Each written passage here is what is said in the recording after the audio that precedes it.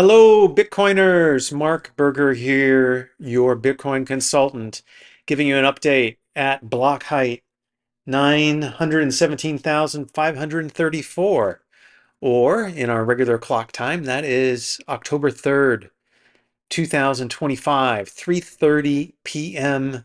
Eastern Time in the United States.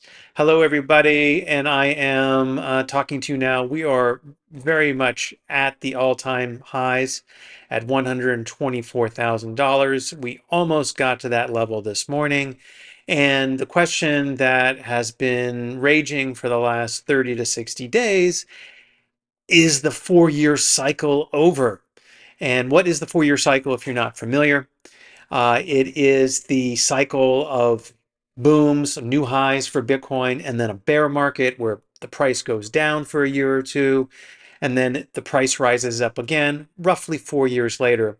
And we saw this each time. We saw a high in Bitcoin in 2013 around the $1,000 level. Then in 2017, Bitcoin got to about $20,000. And then in 2021, Bitcoin went to about 75,000, I don't remember. So there seems to be this 4-year cycle. And 2021 plus 4 years is what? We're now at 2025.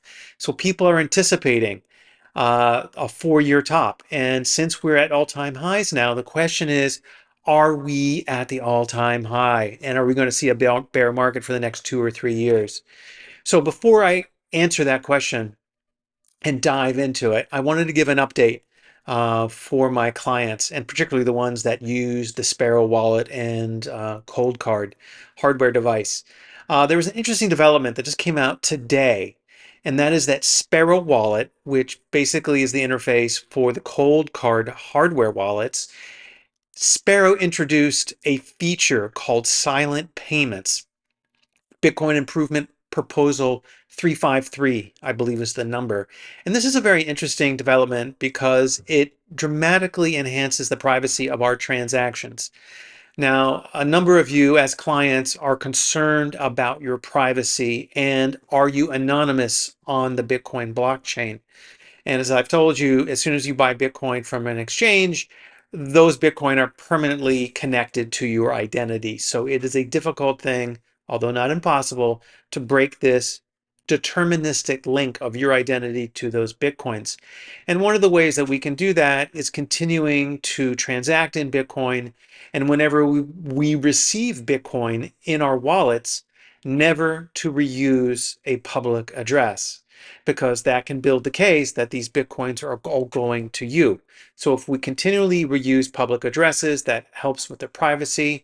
And particularly when we gather up our transactions, gather up our UTXOs, our unspent transaction outputs, and send them to a new address that we already own, this further clouds the link from our original identity and in our purchase from Bitcoin to where we now store it in our wallet, and we move it again, and we move it, and we move it. It starts to break the probability that we still control these addresses that own this Bitcoin.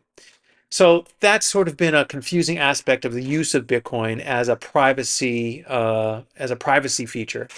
And so this new Bitcoin improvement proposal, known as silent transactions, is a very clever way to hide your identity, because as soon as you send a transaction and you send yourself back some unspent Bitcoin in the transaction, the receiver of the original transaction can see how much Bitcoin you have. And not only that, whenever you receive Bitcoin, the person who sent you Bitcoin can get information about your wallet. So on both sides of the sending and the receiving, we lose a little bit of our privacy under normal rules. But this new silent transaction is very clever, and it uses the domain name system from the World Wide Web to actually obfuscate the addresses. And it uses a format that we're all pretty much familiar with, using email addresses. And we can send out this silent address, and for things like recurring payments in a business, this can be used. You don't have to send a recurring paying client, the same or a new address every time. You can just send them this one address, and they can send you payments every day, every week, every month, every year, whatever it is. And those payments will not look like they're going to the same public address. They are going to be obfuscated, if I can say that correctly. There are a couple of caveats. You have to have a domain name at your disposal. A lot of people have their own domain names either for personal use or for their business. And you add a DNS record to the domain that you own and control at a place like Namecheap or VeriSign or GoDaddy, any of these places. And that's basically how it works. And it's a pretty new proposal, but to see that Sparrow wallet, which is sort of like the Swiss Army knife for self-sovereignty in Bitcoin holdings, it's very interesting to see that this is supported. And I hope that other wallet providers and exchanges will eventually allow you to have a silent address, like an email address, but that it's private and you can't be identified. So that's just some technical developments here on the Bitcoin side. So let's get back to this question. Is the 4-year cycle dead? All right. Because we are now about 18 months after the last halving that we saw in Bitcoin. And the halving event is when the reward or the block subsidy that goes to the miner that finds the next block, which happens every 10 minutes, and it's currently at about 3 1/8. I think it's exactly 3 1/8 Bitcoin. That's the reward. It gets cut in half every 4 years. And so historically, as I said, in these previous bull markets where we saw all-time highs in 2013, 2017, and 2021, these all-time highs happen roughly 500 days or 18 months after the halving. And so the last halving happened something like April 15th, I think, 2024. So we're now in this window where if history repeats, we will see an all-time high in Bitcoin that won't be seen again for probably another 2, 3, or 4 years. Because right now we're in October, going back 18 months, that puts us in April 2024. So everyone is expecting, a lot of people are expecting that we're going to see an all-time high in Bitcoin right now because that's what happened in the past. And history tends to repeat itself, particularly in Bitcoin. It follows a pattern. But there are a number of arguments to suggest that no, we are not going to see an all-time high this month in October 2025. And the biggest of which is that there was a major event in February 2024, if you remember. That's when Wall Street was able to create exchange traded funds, ETFs, which allowed the normal person to be able to get exposure to the upside of Bitcoin. And these Wall Street companies, particularly BlackRock, created a Bitcoin ETF where you could buy this shares in this Bitcoin ETF in your brokerage account, like Vanguard, Fidelity, E-Trade, JP Morgan, Schwab, Robinhood, things like this. Now, of course, when you buy these ETFs, the biggest of which is owned by BlackRock, and the symbol is IBIT, IBIT, you don't actually own Bitcoin. You are owning shares in a security that promises and by law must hold Bitcoin for its shareholders. So you don't get any of the benefits of being sovereign and of having self-custody of Bitcoin. But for people who simply want to play the price, simply want to see dollar gains in their Bitcoin, the ETFs is a good way for people to get started and to participate in something that might be intimidating or scary or confusing to most people. Most people don't have the motivation or the interest to actually self-custody Bitcoin, which we want to do, which is the greatest attribute of Bitcoin itself, is self-custody. When we self-custody our Bitcoin properly, no one can take it from you. And that's what I help people do. I help people take control, take ownership, get Bitcoin in their greedy little hands, and no one can take it from us. Not the government, not any court, not any military in the world can take our Bitcoin from us without our consent. So that's the power of Bitcoin. So getting back to this idea of the ETFs, which were introduced and allowed to be marketed in February 2024, this saw a flood of institutional money go into the Bitcoin market. All these institutions were now able to buy Bitcoin, but they didn't have to self-custody it because they could simply buy the ETF. They could buy shares in the ETF. They didn't have to worry about wallets. They didn't have to worry about address reuse and public addresses and private keys and how do I store it and what's my backup plan and all these details that we as Bitcoiners have to learn in order to become self-sovereign. So to Wall Street, this was just another asset, just another trade, just another thing to make more dollars from. And so tons of money flowed into the Bitcoin market. And many people argue that because so much money flowed into the ETFs, this is what caused the price to rise before the halving. And I tend to agree. This was a watershed moment in the history of Bitcoin when Wall Street and traditional finance all of a sudden could start selling Bitcoin, buying Bitcoin through these ETF products. And so this really, I think, broke the regular dynamic of regular people like you and me buying Bitcoin at much smaller amounts than an institution like a retirement fund or an insurance company or corporations would do. And you and me, we buy Bitcoin and we can FOMO in. We can buy greedily, like, oh, I don't want to miss out on the next high. I want to buy some now. And then when the price starts to decline, we panic and we go, oh, I don't want to lose money. I'm going to sell my Bitcoin. I'm going to sell my Bitcoin, sell my Bitcoin. And this is the constant battle in traditional markets between fear and greed. This is how all markets operate. It's a battle between fear and greed. And the people who are most susceptible to fear and greed are average people like you and me, average investors. We don't have the training, we don't have the discipline that institutional investors do because they've trained most of their life to be a fiduciary, to be responsible for other people's money. They have developed the emotional discipline not to get caught up in fear and greed, depending on what day it is, what month it is, what season it is. And so these institutional investors, they don't react so quickly. They buy in a much more rational way. They buy steadily and they don't sell very quickly either. If they sell in a very disciplined, methodic, thoughtful way that's not going to jeopardize the rest of their Bitcoin holdings because they don't want to disrupt the market. So there's the old saying that there are whales out there. And why are they called whales? Because when the fat lady gets into the bathtub, everyone notices, right?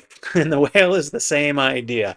The whale can displace a lot of money in the marketplace, displaces a lot of water in the ocean. So when a whale comes by, flapping its tail, you really feel the motion of that whale. And whales understand this. And whales are the institutions. They hold most of our money for us as a fiduciary, as a chaperone for our retirement money. They keep it safe for us, or so they say. Anyway, so this institutional involvement with Bitcoin was very significant. And there were follow-on effects of this as well. The options market of Bitcoin has become very robust. And options players, they basically make money on volatility. They harvest volatility. They can sell calls. They can do various things like spreads. They make money as professional traders. Options traders love volatility because that's how they make money.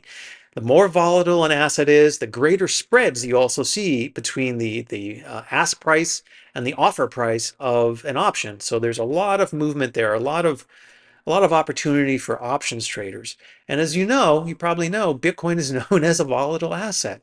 And the facts certainly play this out. Back in 2017, the implied volatility, which is a calculation of how volatile an asset actually is, the IV, the implied volatility was somewhere around 100. And so this was a big opportunity for options players, and options players have been milking this trade for a long time, for a number of years now. But what happens when all these options players get into this lucrative trade? These spreads and this volatility starts to compress because the options market actually tampers down the volatility of an asset over time. And that's also what we're seeing. So right now, we see the implied volatility of Bitcoin down to around 35 or 40, something like that, which is much less than it was a number of years ago. So we no longer have a market that's dominated by retail players on Robinhood or other small, exchanges, retail driven. It's not a retail market. It's considered an institutional market. And that's also reflected in the value of Bitcoin because in the last 12 months, Bitcoin has gone from 60,000 to 120 some thousand. So the price of Bitcoin has doubled. So a tremendous amount of money has flowed into the Bitcoin market. And institutions are what's driving that.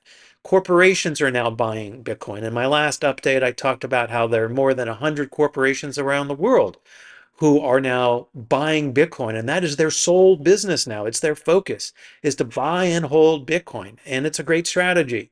So you have a lot of institutional money in there. And like I said, these institutions aren't buying, out of some speculative fantasy, and they're not selling out of some doom and gloom scenario. These are professional investors now who are getting into the market. So all of these factors seem to suggest that the 4-year cycle might be over. It might be over, or at least the 4-year cycle is going to look very different going forward. And we're not going to have these huge peaks in price and then these huge declines in price that we've seen in the past because institutions, the more maybe responsible, you might say, or simply the more disciplined investors and traders are getting into the Bitcoin market. And that could be why you see lower volatility in the future. And perhaps these dips and these highs aren't going to be as great as they are. And you might just see something that makes Bitcoin even more attractive. And that is what we might see is just a steady rise over time. And we never have these giant drops and then the recoveries, but we might just have a slow, steady grind to higher and higher and higher prices. And that's exactly what we've seen over the last 3 to 6 months, really. We haven't had these giant, run-ups of 50% and then pullbacks of 20 or 30%, which was a frequent feature of the 2017 market. So I think things are different and people are appreciating that. But the argument against that 4-year cycles are now dead is the fact that humans don't change, right? Humans are still susceptible to the same fear and greed instinct. Those things don't change. Human nature doesn't change. And just because you're an institutional investor doesn't mean you're immune to being human, although these people, I think, have better training in emotional regulation. And they may not have so much highs and lows, but we are still dominated in a market with the rule of Bitcoin, which is that we have halving cycles and the distribution of Bitcoin gets cut in half every 4 years. That's not going away. So human nature doesn't change. The 4-year halving cycle doesn't change in Bitcoin. These are two reasons why I don't think the 4-year cycle is totally dead. But I think the institutions are definitely tamping down the volatility. And I think this is great for Bitcoin long term because most new people who get into Bitcoin, that's one of their concerns. It's like, oh, it's really volatile, right? Well, if I put $1,000 or $100,000 into Bitcoin, am I going to still have that same US dollar value in a year, right? And that's kind of dicey. And so that's why I always tell my clients you have to look at Bitcoin as a long-term savings vehicle because no one who's held Bitcoin for more than 4 years has lost any value in terms of the US dollar. So you have to think of it as a long-term savings vehicle. But if the institutions are tamping down the volatility of this asset, of Bitcoin, well, all of a sudden that concern about volatility kind of goes away. And I wouldn't say you're guaranteed to have the same amount of US dollar value in a year, but I think the probability goes up that you're not going to lose money in a shorter time frame. It might be we're talking in 3 or 4 years that no one who's held Bitcoin for 2 years has lost any US dollar value. And the 4-year idea might have gone away, which makes the asset more and more attractive to more and more people and more money flows into Bitcoin. Of course, what does that do? Well, the price just goes up, which is a virtuous cycle. So there are a lot of positive aspects to having a less volatile Bitcoin market, one that's not dominated by the 4-year cycle. But the bigger overarching point I'd like to make about the question of, is the 4-year cycle dead? I think is, why are you even considering this question? Because if you look around and see what's just going on with governments, you have to be in Bitcoin as much as possible. For example, a week or two ago, the country of Vietnam froze bank accounts. 86 million bank accounts frozen because they did not adhere to some digital ID requirement. The government wanted to know who exactly owns this asset or this bank account. And if you didn't provide the proper identification, the proper digital markers, the proper biometric data, whatever it was, they froze your account. They took your money. Well, they didn't maybe necessarily take it, but they froze your money like ice. Boom, you can't get your money. You thought your money was yours? Well, newsflash, if you don't know this already, when you put your money into the bank, you are giving the money to the bank. You become a creditor to the bank. Now, legally, they should give you your money back. However, what's lawful and what actually happens can be two very different things. For example, last week, I actually had a client who tried to go to her bank and send a wire to a Bitcoin exchange of several $100,000. The bank asked her all sorts of questions. Are you sure you know what you're doing? Who told you to send this wire? What are you going to do with this money? All these questions. And she tried to truthfully answer them as best as she could. And they said to her, we don't feel comfortable doing this wire transfer of your money. She was flabbergasted and stunned, and I don't blame her. But this is a reality that we all have to face. The money in your bank isn't really yours, and it's not even money to begin with, right?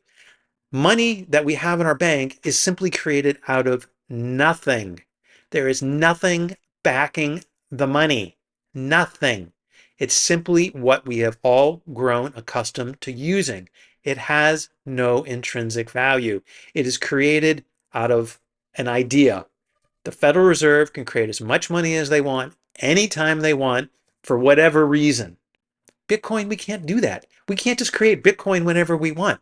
We have to wait every 10 minutes. We have to expend a tremendous amount of energy to produce Bitcoin. You just can't create it out of nothing. Bitcoin is backed by the two most precious resources that we as living things need: time and money. I mean, time and energy. Without time and energy, you can't create Bitcoin. With our US dollars or any other currency, boom, just press enter, press a few keys on the computer, and boom, billions, trillions of dollars are created. Boom, just like that. Easy, easy peasy. Bitcoin is so different. So who cares if the 4-year cycle is dead? You need to get your savings, your assets out of the fiat money system. It doesn't matter if you're buying at the top, because these fiat dollars have no bottom. They're all going to zero eventually. Okay, what else has been going on in the news in the past week? Well, in the UK, in England, and in Canada, you are now going to be required to have a digital ID in order to have a job and get paid. This is outrageous. This is an authoritarian, totalitarian control that they're trying to implement on us, the people. Because as soon as they have this digital ID of you, they can now coerce you to do whatever they want.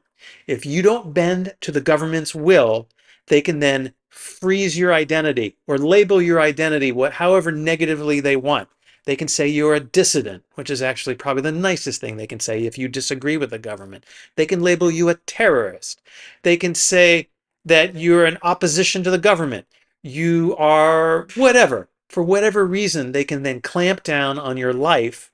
And most importantly, they can clamp down on your bank accounts if you don't have the digital ID. Or even if you have the digital ID, that's especially the reason why. And there'll be all sorts of you know, scare tactics to get people to take the digital ID, to submit their digital information, their information about who they are. Oh, we're protecting you from illegal immigrants. Oh, we're protecting you against criminals. Oh, we're protecting this and we're protecting you and we're protecting you. Well, screw that. You don't need protection if you have Bitcoin. You are sovereign. You are in control of your wealth. Full stop. I don't care. This is what I help people do.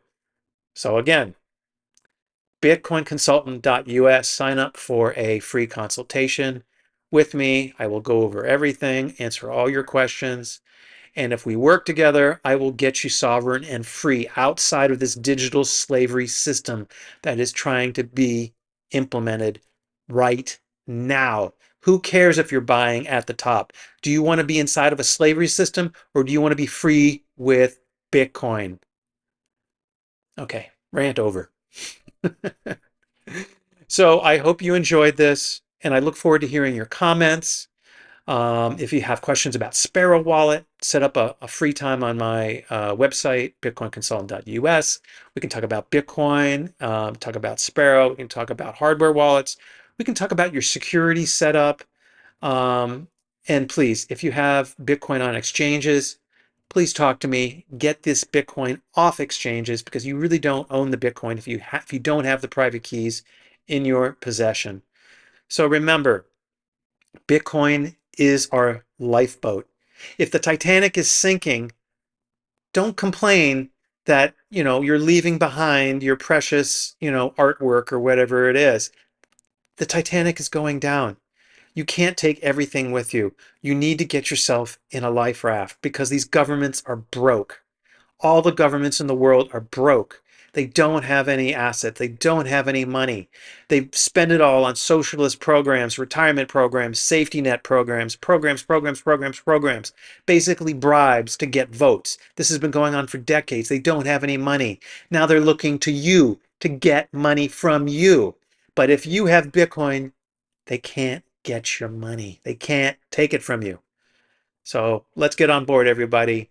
If you already have Bitcoin, might be time to start thinking about how can I get more Bitcoin? And there are ways to do that. If you have equity in your house, like I talked about a month or two ago, you can use some of your equity to get Bitcoin. And this is a great, great, great idea. I think if you're just sitting in your house with no mortgage, it's a great way to get Bitcoin. Trade some of that equity. You continue to live in your house. You continue to own the house. You just simply trade a portion. Like imagine selling a second bedroom for some Bitcoin, but you continue to own the house. And you can still use the second bedroom, by the way, if you trade some of your equity for Bitcoin. So these are going to be trying times. I think October is going to be very rough, but I also see the price of Bitcoin going to new all-time highs. And maybe by the time you're watching this, we're going to be at all-time highs above 124,000. We're right now at 122 and a half. We're just a breath away from new all-time highs. And I would be very surprised if we don't see Bitcoin over $150,000 by the end of the year. And many people are predicting that this bull run will continue through the summer of 2026. So no, I don't think the top is in. I think there's a lot more room to run. I think institutions are here to stay. They're not going to be selling willy-nilly. We're not going to see big drawdowns. And Bitcoin is shaping up to be the safest asset on earth. When people say they've got their money in stocks, I say it's really not your money. It can be taken from you at any time. When people say they got their money in the bank, it's not your money. Okay. The only thing that's your money is what you can hold. And it's better than gold because no one can take it from you. It's actually not physical. It's a digital representation of time and energy. Okay. Rant part two is over. Okay. Now I'm signing off. I hope to talk to all of you soon, and let's keep on Bitcoining. It's an exciting time. It's a scary time, but if it wasn't for Bitcoin, I don't know what we would do. So I put my hope in Bitcoin. I put my faith in Bitcoin. I put my time in Bitcoin, my relationships in Bitcoin. Bitcoin is the future. It is a decentralized future for all of us and offering freedom from the slavery system that is attempting to be put on us. So be well, everyone. I wish all the best for everyone. Bye now.